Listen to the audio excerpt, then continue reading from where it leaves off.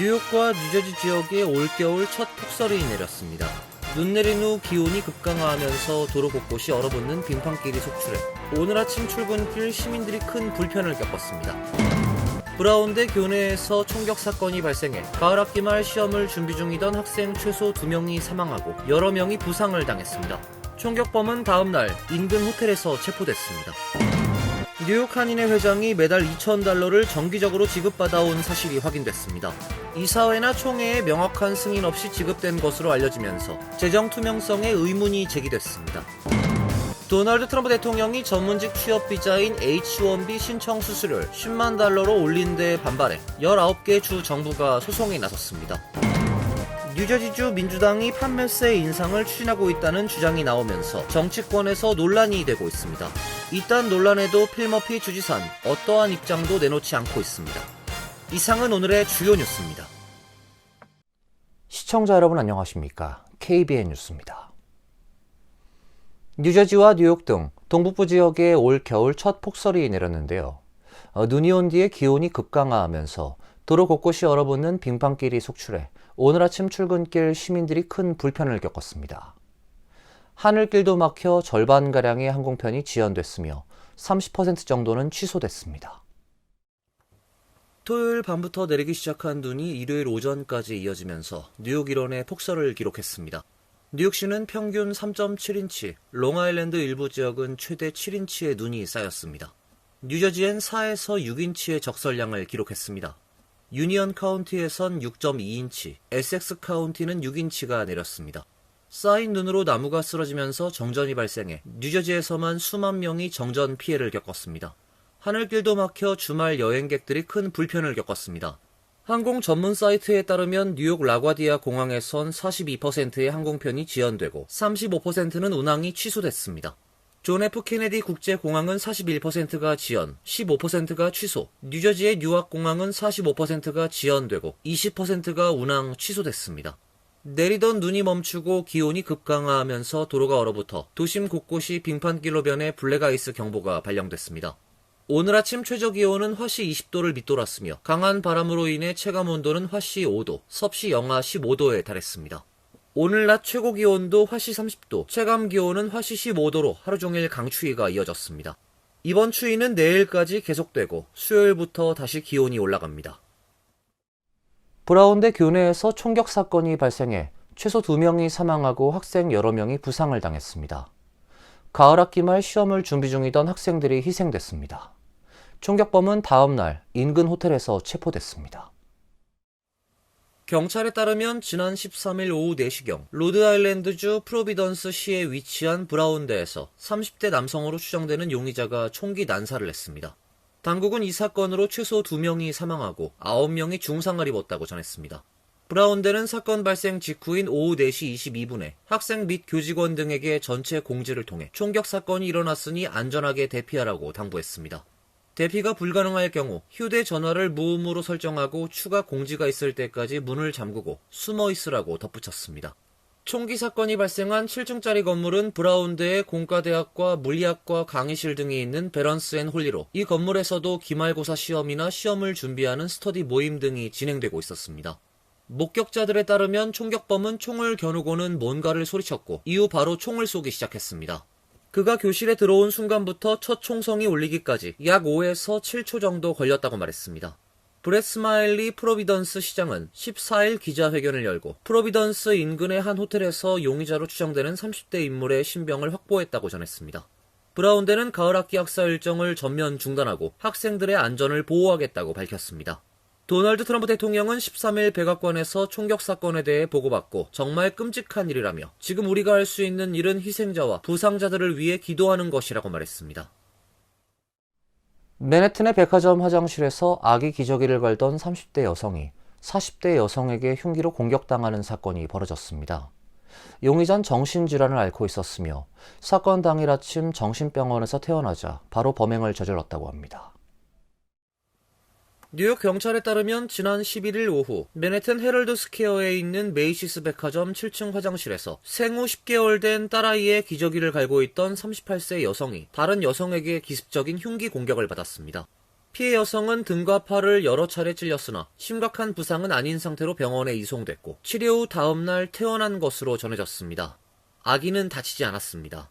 사건 당시 화장실 밖에서 기다리고 있던 피해 여성의 남편이 비명을 듣고 화장실로 들어와 가해 여성이 들고 있던 흉기를 빼앗고 경찰이 도착할 때까지 제압했습니다. 피해 여성과 남편은 모두 로스앤젤레스 카운티 보안관실 소속 직원으로 알려져 있습니다. 범행을 저지른 여성은 매사추세츠주 출신 43세 캐리 어헌으로 신원이 확인됐습니다.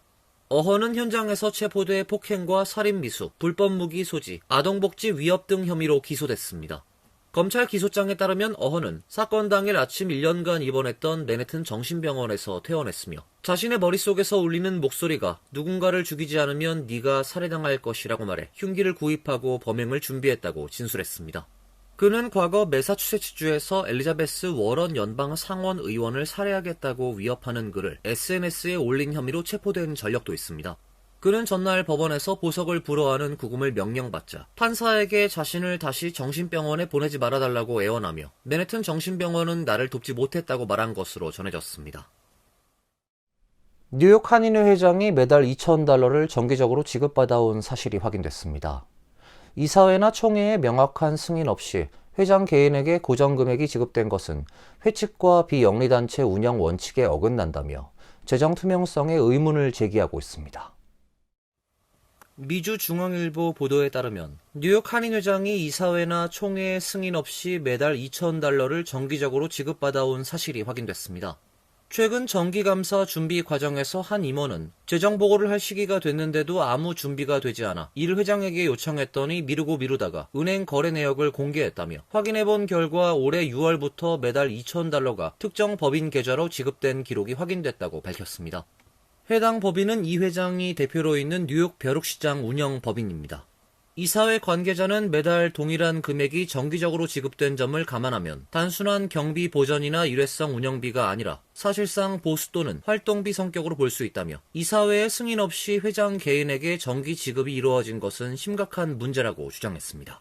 이에 대해 이명석 회장은 해당 사안은 지난 6월 이사회에서 논의됐으나 결론이 나지 않아 이사장에게 권한을 위임하는 것으로 정리가 됐다며 취임 직후 사무국 풀타임 직원 2명이 퇴사해 회장이 사실상 사무국 업무 전반을 맡아 풀타임으로 일하게 된 상황을 고려한 판공비 성격의 지급이라고 설명했습니다.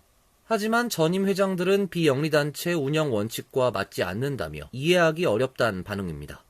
회장 개인에게 급여나 활동비가 지급된다면 그동안 헌신해온 전직 회장들과 기부자들의 신뢰를 잃을 수 있다고 지적했습니다.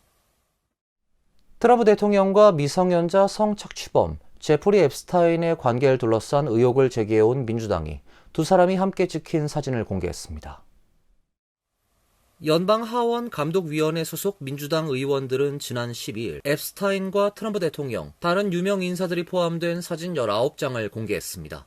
감독인은 앱스타인의 저택에서 9만 5천여 장의 사진을 확보했는데 공개된 사진엔 트럼프 대통령 외에도 빌 클린턴 전 대통령, 마이크로소프트 창립자 빌 게이츠, 영화감독 우디 앨런, 트럼프 대통령의 책사였던 우파 논객 스티브 배넌도 등장했습니다. 공개된 사진 중엔 트럼프 대통령이 금발의 여성과 함께 있는 모습도 포함됐습니다. 트럼프 대통령이 앱스타인 옆에 선 채 한 여성과 대화하고 있는 모습을 담은 사진과 트럼프 대통령이 여자 6명과 나란히 선 사진도 있습니다. 여성들의 얼굴은 신원을 알 수 없게 가려놨습니다. 한 사진엔 트럼프 콘돔을 $4 50센트에 판다는 팻말이 보입니다. 워싱턴 포스트는 사진엔 촬영된 날짜가 없으며 장소 등 맥락을 파악할 수 있는 정보가 없다고 보도했습니다. 법무부는 오는 19일까지 자료를 공개해야 하지만 법에 예외 조항이 있어 모든 자료를 공개하진 않을 가능성도 있습니다.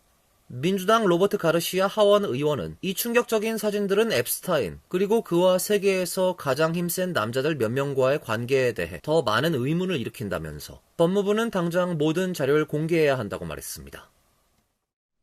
트럼프 대통령이 전문직 취업 비자인 H-1B 신청 수수료를 $10만 올린 데 반발해 19개 주 정부가 소송에 나섰습니다.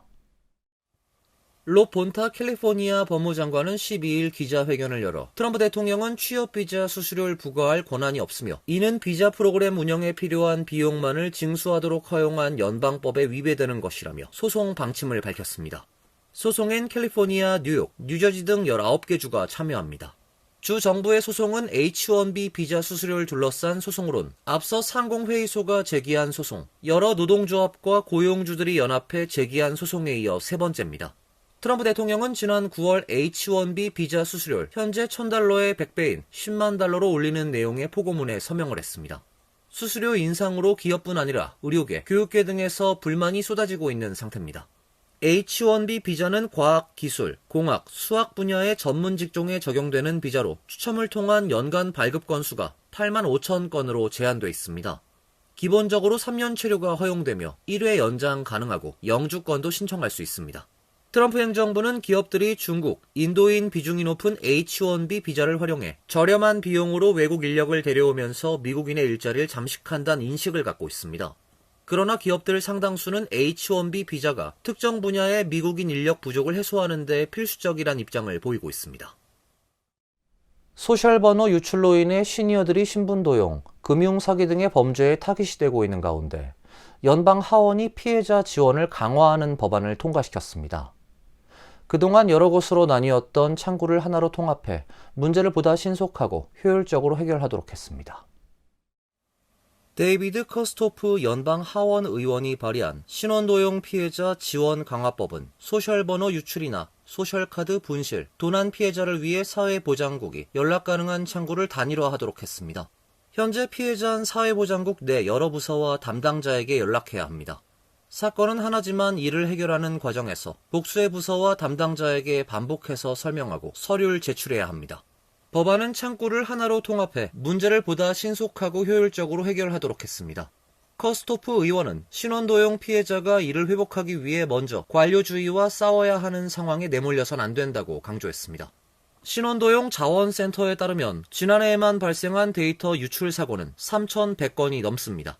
이 과정에서 13억 5천만 건이 넘는 피해 통지서가 개인에게 발송됐습니다. 그만큼 개인정보 유출 사건이 대형화하고 있고 빈번하다는 증거입니다. 이 가운데 소셜번호가 연관된 유출도 적지 않습니다.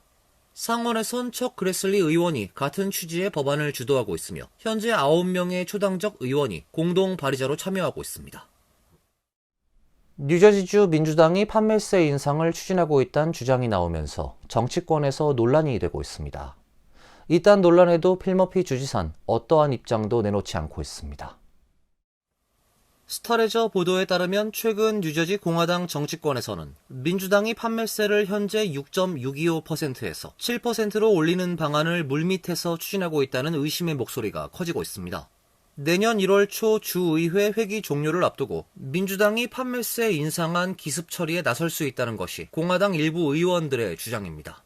실제 공화당 소속 크리스 드필립스 주 하원 의원은 판매세 인상 소문이 많이 돌고 있다고 전했고, 던 판타지아 주 하원 의원은 자신의 SNS에 회기 종료를 앞둔 레임덕 기간 판매세 7% 인상 이야기가 다시 나오는 것은 놀라운 일이 아니라며 이 논의는 비공개가 아닌 공개적으로 이루어져야 한다고 목소리를 높였습니다. 이 같은 주장에 대해 민주당 소속 필머피 뉴저지 주지사와 주의회 민주당 지도부는 특별한 입장을 내지 않고 있습니다. 다만 민주당 소속인 마이키 셰릴 주지사 당선자 측은 내년 1월 20일 주지사 취임 전에 판매세 인상을 서둘러 통과시키려 한다는 추측을 일축하면 선거 캠페인 기간 내내 판매세 인상을 반대한다는 입장을 밝혀왔다는 입장을 냈습니다. 공화당은 판매세를 오히려 낮춰야 한다는 입장입니다. 공화당 소속 주 의원들은 최근 판매세율을 6% 낮추는 법안을 발의했습니다. 비영리기관 텍스 파운데이션에 따르면 뉴저지 판매세는 미 전체에서 8번째로 높은 수준입니다. 이어서 간추린 소식입니다. 미국 시사 주간지 타임이 선정한 2025년 최고의 사진 100선에 이재명 대통령의 사진이 포함됐습니다. 윤석열 전 대통령의 비상계엄으로 치러진 6.3 조기 대통령 선거 직후인 6월 4일 새벽 최종 개표 결과를 기다리며 연설을 준비하던 이재명, 당시 더불어민주당 후보의 모습을 포착한 사진입니다. AFP통신 기자가 촬영한 이 사진에서 이 대통령은 입을 굳게 다문 채 긴장된 표정을 짓고 있습니다. 타임은 또 북한 김정은 국무위원장과 푸틴 러시아 대통령, 시진핑 중국 국가주석 등이 지난 9월 중국 베이징에서 열린 80주년 전승절에 참석하기 위해 함께 이동하는 사진도 선정했습니다. 뉴저지 주 하원 공공안전위원회는 지난 11일 뉴저지 주 내에서 연방 및 지역 법 집행기관의 근무 중 마스크 착용을 금지하는 법안을 찬성 5, 반대 3, 기권 하나로 가결해 본회의로 넘겼습니다. 법안은 뉴저지에서 모든 법 집행 요원을 대상으로 근무 중 마스크 등의 착용을 금지하는 것이 골자입니다. 다만 잠복 근무 중이거나 얼굴을 가리지 않는 보호장치 착용, 질병 전파 방지를 위한 마스크 착용 등은 예외로 하고 있습니다. 또 법 집행 요원이 체포 및 구금하기 전에 신분증을 제시해야 한다고 명시했습니다. 뉴욕주 내 모든 종합병원들은 앞으로 영어 미숙 이민자들을 위한 이중 언어 서비스를 무료 제공해야 합니다. 캐시 호컬 뉴욕 주지사는 지난 10일 법안에 서명을 하고 즉시 발효시켰습니다. 주 내 모든 종합병원은 언어 지원 코디네이터를 지정하고 이중 언어 지원 서비스가 필요한 환자를 적시해 지속적으로 서비스를 제공해야 합니다. 또 문화적 접근성 고양을 위한 직원 교육, 이중 언어 무료 서비스에 대한 안내판 게시, 선호하는 언어 기록 등을 의무화해야 합니다. 법안을 주도한 존 리우 주 상원 의원은 병원을 찾는 모든 환자, 특히 시간을 다투는 응급 환자의 경우 의료진의 명확한 의사소통이 생사를 가르게 된다며 서비스의 필요성을 강조했습니다. 롯데호텔은 오늘 뉴욕 대교구와의 장기 협상 끝에 4억 9천만 달러의 더 뉴욕 팰리스 호텔 토지 인수 거래를 마쳤다고 밝혔습니다. 롯데호텔은 2015년 뉴욕 맨해튼의 상징이자 뉴욕 최초의 5성급인 이 호텔의 건물만 매입하고 토지는 임차해 롯데 뉴욕 팰리스란 이름으로 새롭게 문을 열었습니다. 롯데 뉴욕 팰리스 부지는 뉴욕 대교구가 보유해 25년마다 임차료를 갱신해야 했습니다.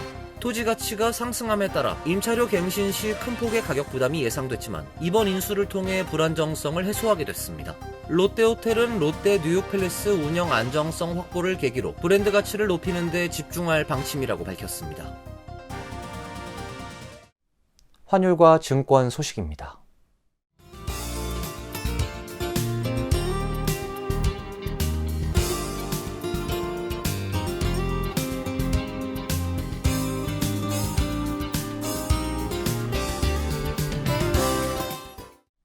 이어서 날씨입니다.